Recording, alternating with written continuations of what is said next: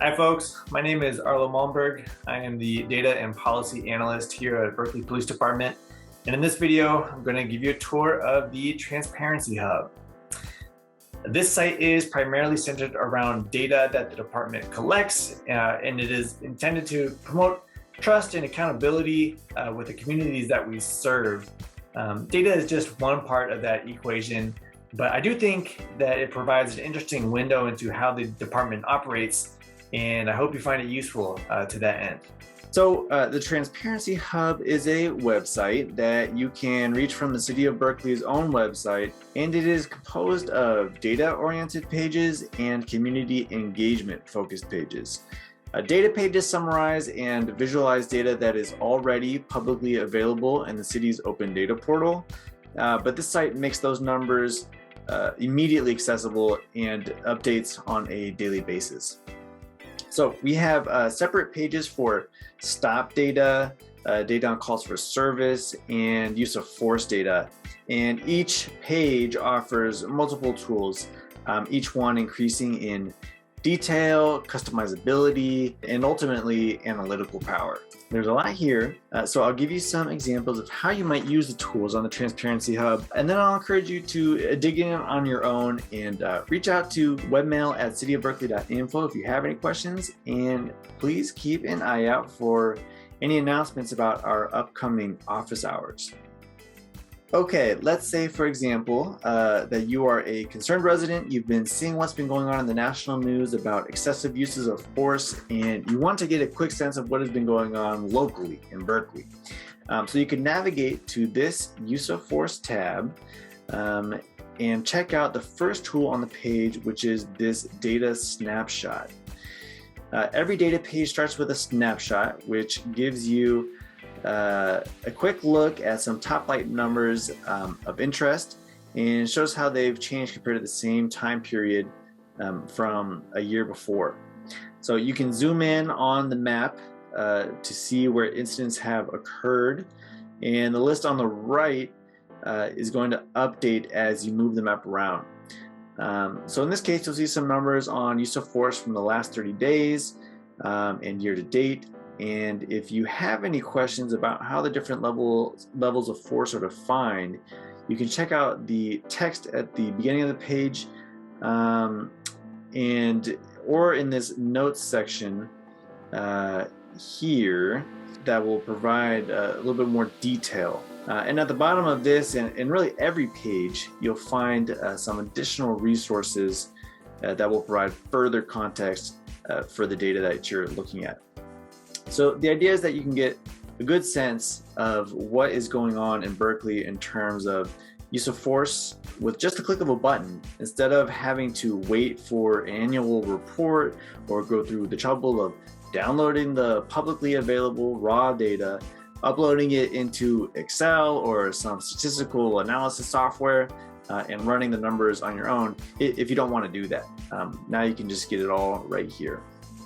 All right. Another example, let's say you work in Berkeley and you would like to know how many 911 calls have come in around your workplace in the last year and a half or so that have had to do with mental health concerns. You could navigate to the calls for service page, scroll down past the snapshot and to the dashboard. So every page has a dashboard, and this tool gives you a lot of flexibility to set filters and select categories to get you the answers you're looking for. In this case, I specified the date range, maybe just for the past month or so. Select the call source as 911. And I could use this lasso tool to select the area I'm interested in, or I could unhide police beat boundaries or council district boundaries and select one of those. Here. So now I'll see updated counts in these indicators of both initial call types that dispatchers have marked as, in this case, welfare check, disturbances, or as being mental health related, and end of call dispositions that officers or dispatchers have labeled as having been mental health related. These sorts of geospatial filters, by the way, can be pretty difficult to work out when you're just working with the raw data.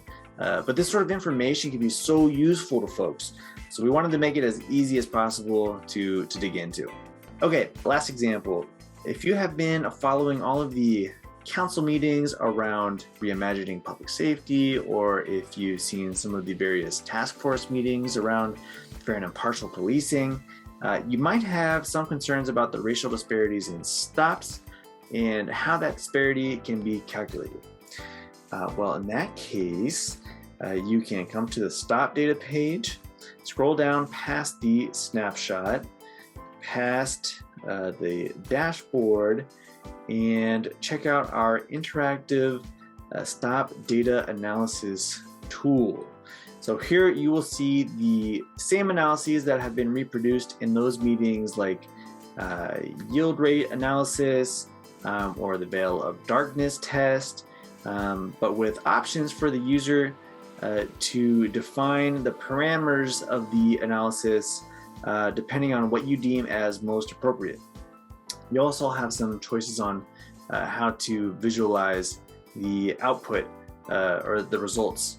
The hope here is that we can see in real time how much these parameters affect the results of the analysis and hopefully facilitate some fruitful conversations around this topic. In the future, we'll be adding similar interactive deep dives on the calls for service and use of force page, so keep an eye out for those. All right, one more page I want to bring your attention to is the recent news page. Here we are highlighting community concerns around a few crime problems and giving some monthly data along with preventative tips for the public. So right now there are sections on hate crimes, ghost guns, and catalytic converter thefts. But we want to hear from you about what issues concern you most. In general, this website is a living document that will be updating and changing as we get feedback from community members and stakeholders. So to that end, please check out the survey that is linked at the bottom of every page. This is a great way to get us your feedback so we can make this site as useful as possible for you. Because at the end of the day, transparency is a question of equity, of who has access to data. We want to make sure it's not just folks with time and highly specific skills that are able to download raw data sets and interact with these data. And because that is the goal, we want this to be the beginning of a relationship with the community where we can get feedback about what data we're displaying and how we can make it more useful.